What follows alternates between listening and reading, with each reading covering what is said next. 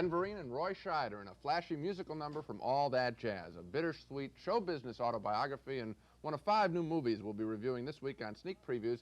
And this is Roger Ebert, film critic of the Chicago Sun-Times. And across the aisle from me is Gene Siskel, film critic of the Chicago Tribune. In addition to All That Jazz, about which we are in very serious disagreement, we'll also be reviewing Robert Redford and Jane Fonda in The Electric Horseman, Sean Connery in Cuba, George Burns in Going in Style, and now Gene starts with The Black Hole. My first film is one of the most eagerly awaited movies of the holiday season. Walt Disney Productions' The Black Hole, a $20 million space adventure that's being billed, I think, as Disney's answer to Star Wars. Sad to say, though, it's not much of an answer. The story is about an American space exploration team that stumbles upon 2 strange objects in deep space, a gigantic spaceship that's been missing for 20 years, and a strange funnel-like formation called a black hole. The crew includes Ernest Borgnine, Anthony Perkins, Yvette Mimieux, and a tin can version of the little robot from Star Wars.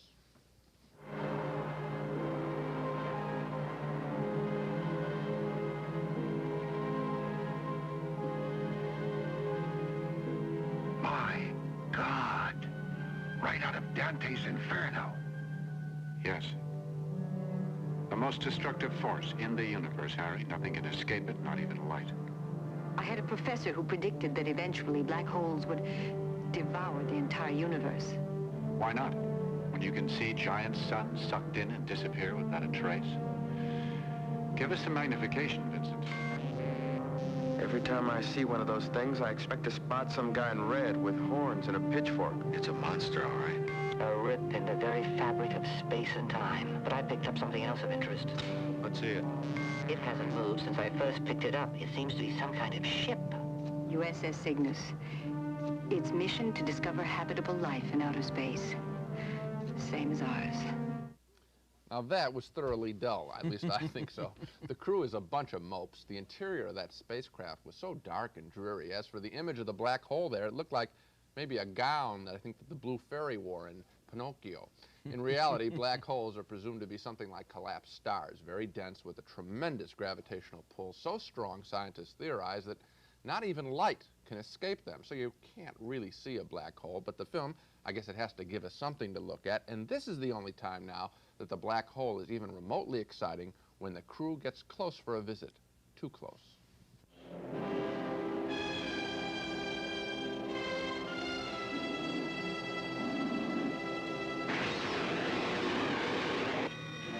Air brake amidship.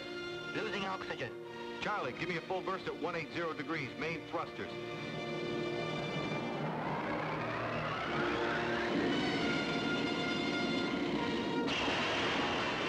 We've got a break here, too! Emergency readout shows the primary and secondary airlines ruptured. Never rains. Full pitch attitude thrusters, A and B rings. The black hole is pulling us in. Going to manual.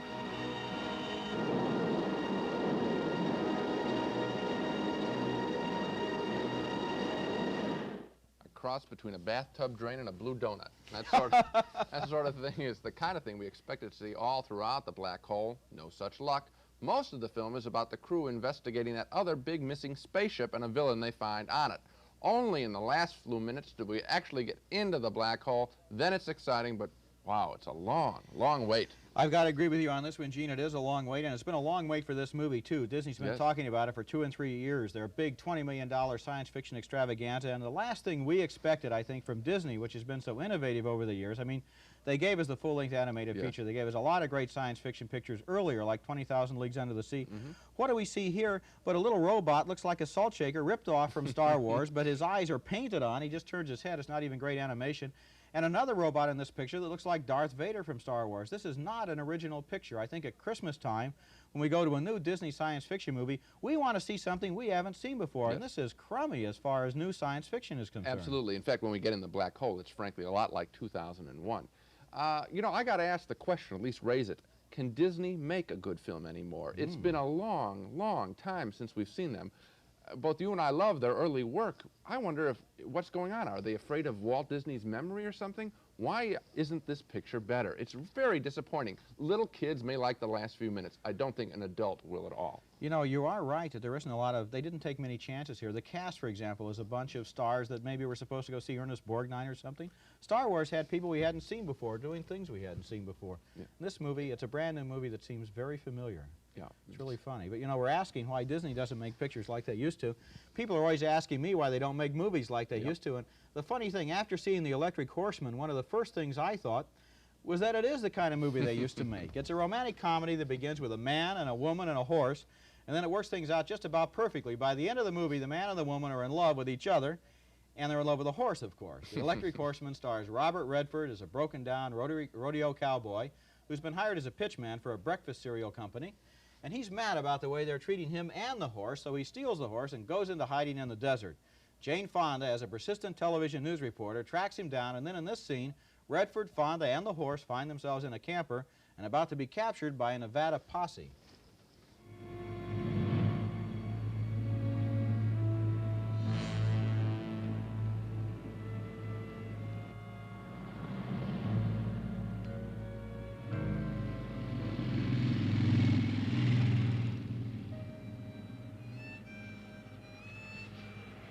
What are we gonna do?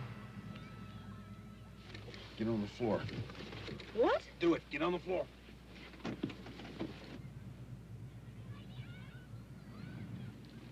Easy, boy. What are we doing? You're gonna stay right there. When I go out the back, you're gonna count to 60. Wait a minute, out the back. When you get to 60, drive that the hell out of here. The cops will chase me. Crazy. Go to a place called Siskel Falls. Siskel Falls. There's a lake there at the bottom of some dry red cliffs. Well, where is Cisco Falls? Find it. You found me. No, listen, but wait a minute. You can't make it out there. There's at least a dozen cops. That'll be up to him. Okay, now, Junkie, no excuses. Dinner's going down. You ain't wheezing anymore. And damn, I seen you run. Let's go. No, wait, just wait. You.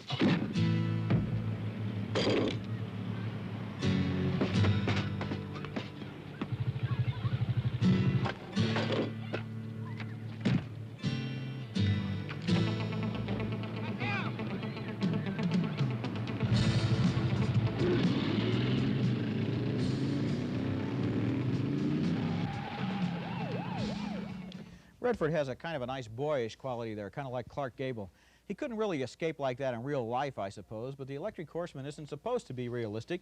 It's an old-fashioned adventure romance that asks us to accept a few improbabilities, like this scene where Fonda the reporter wants to take her television equipment along as she follows Redford into the sagebrush. I gotta get to a phone and warn Gus. When they spot that camper, they're gonna trace it right to him. What are you doing? What are you doing with that? Well, this is expensive equipment, and I'm responsible for it. I'm certainly not going to leave it there. No, we're walking with our feet.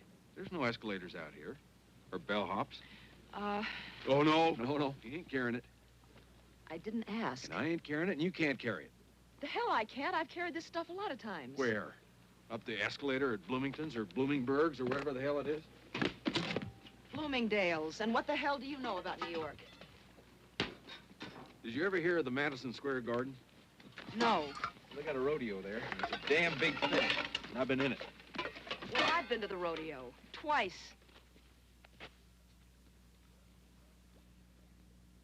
Did you stay for the rattlesnake roundup?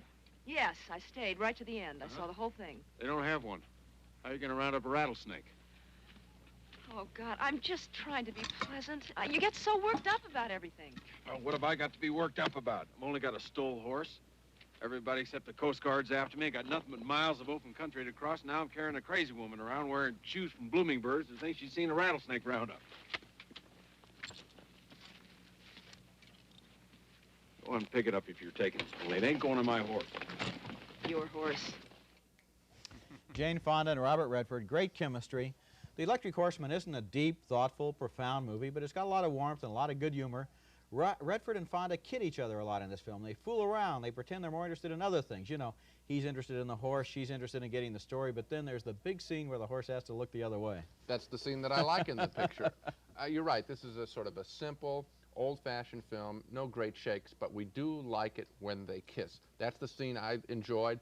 You smile. I feel like not much of a film critic saying that, but you approach this film as a movie fan, I think.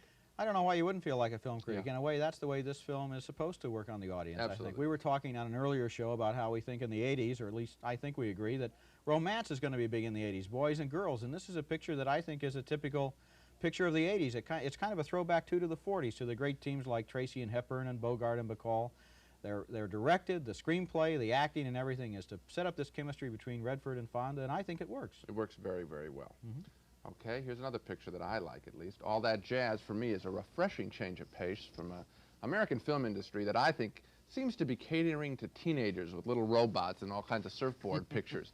All That Jazz is for adults. It's a musical show business autobiography by Bob Fosse, who's choreographed and directed such Broadway musicals as Dancin', Pippin, and Chicago. On film, he's directed Cabaret and Lenny. Fosse suffered a near-fatal heart attack a few years ago, and that apparently got him thinking some cosmic thoughts about the meaning of it all. All That Jazz is then Bob Fosse's personal story. Actor Roy Schieder plays Fosse's alter ego Joe Gideon, a hard-driving show business director who's disillusioned with the way he uses actresses and dancers from his shows and the way they try to use him.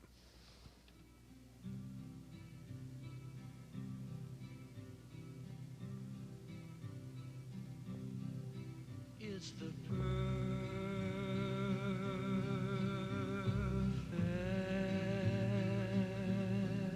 You have really got something special. All right. I want so to be a movie star. Oh? Ever since I was a little kid, I wanted to see my face on the screen, 40 feet wide. Oh, yeah?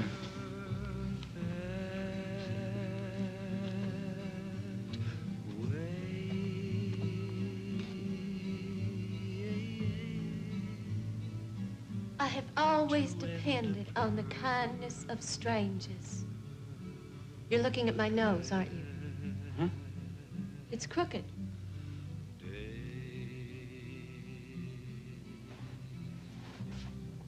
It goes to the left, see? I mean, like I could always have that fixed, like that. Do you think I could be? Huh? You know, a movie star, I mean. In the movies. Well, I don't know anybody that could answer that question. It's a very freaky business, you know? Yeah, I know all about that, but like, I want to know what you think. Do you think I could be a movie star? No. He's been through that scene before. Joe Gideon hates those temptations of the flesh. He's only happy, it seems, when he's creating a dance. So, he has a lot of ups and downs in his life. He constantly worries about his own death during the film, and even in a musical dream sequence hosted by Ben Vereen.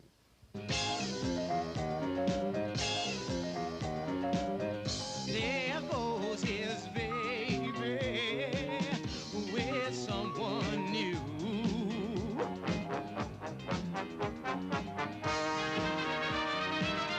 She sure looks happy. I sure am blue. He sure is blue. I sure am blue. He sure is blue. I sure am blue. He sure is blue. I sure am blue. He sure is blue. I sure am blue.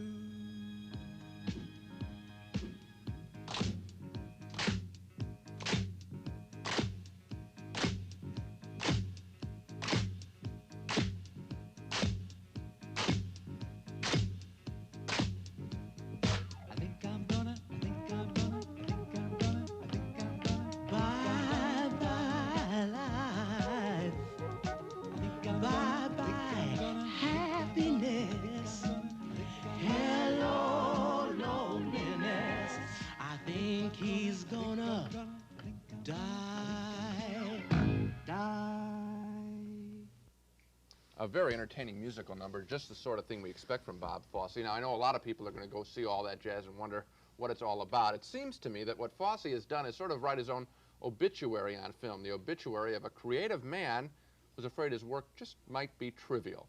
Joe suffers a heart attack and surgery in the movie, and he seems to view the attack as some kind of ultimate punishment for all those times he didn't do his best. At the same time, it's very clear that Joe Gideon and Bob Fosse both love dance, love to watch it, and best of all, they love to create it. So for me, All That Jazz is a fresh film. I found it very entertaining. I found the dance numbers really entertaining. I have a funny reaction to this film. I really love the choreography. There's a lot of energy, a lot of inventiveness there.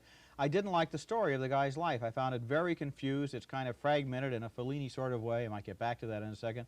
And he's talking to the woman in white who wanders through the film. He's talking to her about his fears, about his life, and so forth. I couldn't follow it. I couldn't understand it. And I walked out of the theater behind a woman who said, you know, when you go to a musical at holiday time, you don't really expect to see open heart surgery. I think I kind of understand what she was talking about. So you like the dance and you don't like the story. And you know, that's a common reaction to the picture. And unfortunately, I think that that's exactly what this guy intended, who made the picture, Bob Fosse. He likes the dance and he doesn't like the story. And the story for him is his own life when he isn't creating dance. So I think that the very reaction you had is sort of the proper reaction.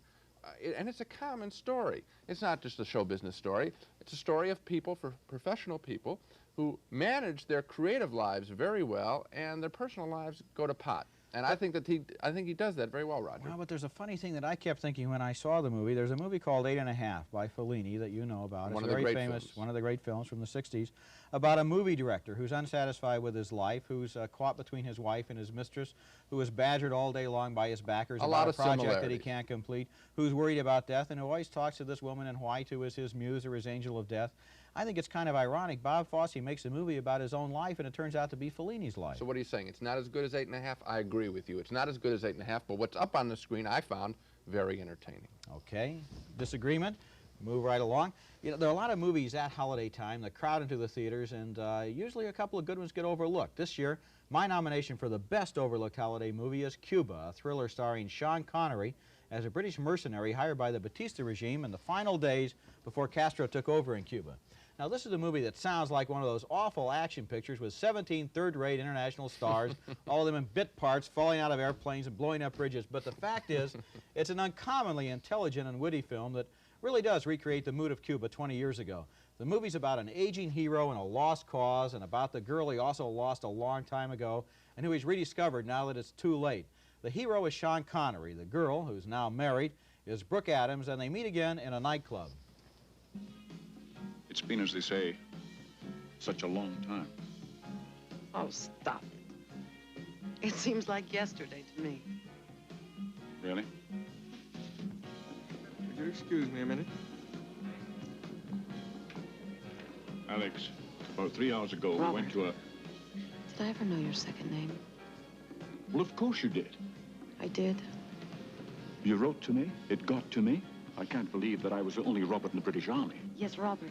I should introduce you to my husband. For that, I need your second name.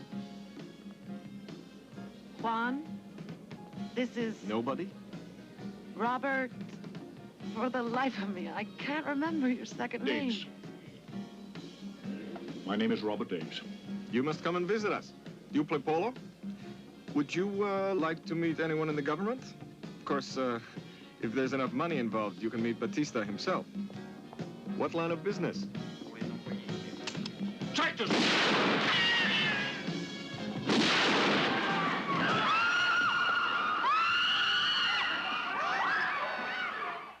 Violence preceded by jaded sophistication, the Sean Connery trademark. There are a lot more assassination attempts, fights, and shootouts in Cuba, and they all seem real, maybe because the characters involved in them are middle-aged, weary, cynical, tired. Cuba has a lot of history in it, and some finely tuned, funny dialogue, too. And, of course, it has Sean Connery, who is nostalgic about the courageous lost causes of years ago, but who is now much more absorbed by his rediscovered love than by anybody's revolution. We got another disagreement. For me, I hear the things that you say are in the picture. I didn't really feel they were there. I was disappointed at some very fundamental levels. I expected, frankly, more of a love story, a real engagement between Connery and Brooke Adams in the film. I didn't feel it was there. I saw a lot of machine gunning, sure, but for me, all that was sort of an expansion of, you know, the 20 minutes in Godfather 2 where the Batista regime falls. We know what it's going to be like. The rich people get it, and the people in the uniforms shoot them off. I don't know. I thought the film had a real feel for the dynamics of that time and place for Havana right before Castro took over. It had a lot of minor characters that were well developed. There's a corrupt American businessman. There's a corrupt Cuban general. They're made into interesting people. It's not just a bunch of cardboard cutout figures. I really got involved in it. Okay, a disagreement. You say, though, that that film was overlooked. I think I Yes, found right. the overlooked movie for the holidays, Going in Style, which stars George Burns and Art Carney and Lee Strasberg as three retired old men who share the same apartment in New York. Just about all these guys have is each other. They take walks, they sit in the park, they sit quietly at home at night and watch TV, or they just stare off into space. The film gives us, I think, a nice sense of what it's like to be old in America. A lot of the time, apparently, it can be very depressing. But to rescue himself and his friends from their boredom, George Burns has an idea to liven things up a bit. How would you guys like to go on a stick-up with me?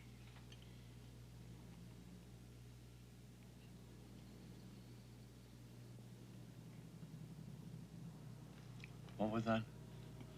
I said, how's about we all go on a stick-up? It's foolproof. If it works, we'll be in great shape. If not, maybe they'll give us 3 years. Maybe. That would be free room and board. And when we'd get out, we'd each have 36 Social Security checks waiting for us. That, by the way, adds up to $8,532 a piece. Not a bad piece of change. Maybe we could all put it together and buy one of them newspaper and candy stands in one of them big buildings in Manhattan. A friend of my son bought him one. Lives pretty good. But what the hell am I talking about that for? That's only if we get caught. And I don't think we'd get caught. Well? Well, what? Well, what do you guys think? I don't know. Sounds like a great idea. Willie? What do you mean it sounds like a great idea? I don't know what you're talking about. Are you talking about actually doing this, or what? Yeah, actually doing this. And what do you know? After some resistance, Carney and Strasberg actually had agreed to go along with Burns's wild and crazy robbery plan. Now, judging from that, you might think that Going in Style with the robbery turns out to be a happy-go-lucky story about old people acting young. But no, Going in Style is much better than that, more complicated than that, more realistic. This film returns to its theme of loneliness, to the theme of the difficulty of making peace with old age. George Burns also ends up playing much more than a cute old man again. He gives us a genuinely touching performance here. I thoroughly enjoyed Going in Style. It's a holiday picture not to miss. I enjoyed it too. I think it's one of the sleepers this holiday season. I want to emphasize what you said about George Burns. Here's a performer who's had a new career for the last 3 or 4 years. Yes. Basically, though, playing variations of George Burns. And that's not bad at the age of 83 to play George Burns or anybody else. But in this film, he plays a brand new character, a person we haven't met before. It's really good acting. It's a creative performance. I thought it was a real treasure. I like the fact that this treats older people straight. It doesn't make them cutie pies, you know. That's easy to do when we laugh at them. Oh, look, they can ride motorcycle, robs banks. This film touches the loneliness. They do get involved with death. They contemplate their own a lot. And it's a good, good story. I think maybe the moral might be movies like Electric Horseman and Kramer versus Kramer, which are big holiday successes, are going to be around for a long time, so maybe the movie to see first would be Going in Style. For one thing, the lines are going to be shorter. Well, look who's here to tell us which movie lines to stay out of. It's Spot the Wonder Dog telling us time for Dog of the Week, where we each pick the week's worst movies. 2 rotten dogs for you, Spot, this week. Okay, Spot, my dog is Roller Boogie, about a bunch of roller skating kids on the boardwalk at Venice, California. Now, putting the kids on roller skates makes the movie look up to date all right, but Roller Boogie somehow looked curiously familiar to me, and no wonder. It's a ripoff of all those Frankie Avalon, Annette Funicello, Beach Blanket Bingo, Bikini Bongo movies from the 1960s. Take them off their surfboards and put them on roller skates and stick them in the same good old plot, and off we go. There's the local gang of cute kids, the handsome young hero, the stuck-up rich girl, and some mean old mobsters who want to tear down the roller rink. But everything turns out all right just in time for a big disco production number ripped off from Saturday Night Fever. Roller Boogie stars Linda Blair, who looks great on roller skates, and the roller skating sequences are fun, but once these kids take off their skates, they don't have anything to say to each other, and Roller Boogie falls flat on its face. I'll avoid that. My Dog of the Week is one of the most pathetic comedies I've ever seen. It's Scavenger Hunt, about a competition among a whole bunch of people to try and inherit a $200 million fortune. The guy who died ran a company that manufactured games, so his will offers one last game, and that's why Richard Benjamin is fighting to collect a big black safe. See these? You see these? Look at these. See that?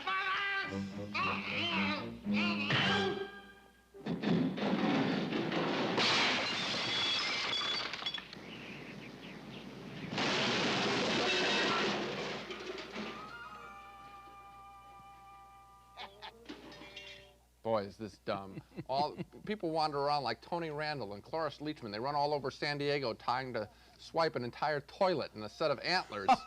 That's all there is to Scavenger Hunt, which is not only about collecting trash, this is trash. Another real winner, and so much for the dogs. Now let's take one more look at the major movies on this program. The Black Hole is the new science fiction space opera from Walt Disney. Has some dazzling special effects at the end, but the story just didn't thrill us, so it gets 2 no votes. Neither Gene or I can recommend you see The Black Hole, rated PG. But 2 yes votes for The Electric Horseman with Jane Fonda and Robert Redford trekking through the Nevada desert with a prize racehorse. We had a big split and a major disagreement on all that jazz about the dying days of a Broadway choreographer. Gene liked its sharp-edged cynicism and dancing. He gives it a yes. I thought it was self-indulgent and chaotically organized, and I vote no. We have another disagreement on Cuba with Sean Connery in the final days before Castro. Gene says the movie lacks any tension and romance, and he votes no, but I think it's an unusually intelligent action picture, and I say yes, go see Cuba.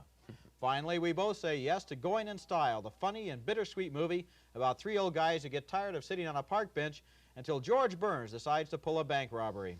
Well, that's all for this show. Next time on Sneak Previews, Roger and I will each pick the best movies of 1979, and we'll show you scenes from several of them. And our top 10 lists have a few surprises. Until then, see you at the movies.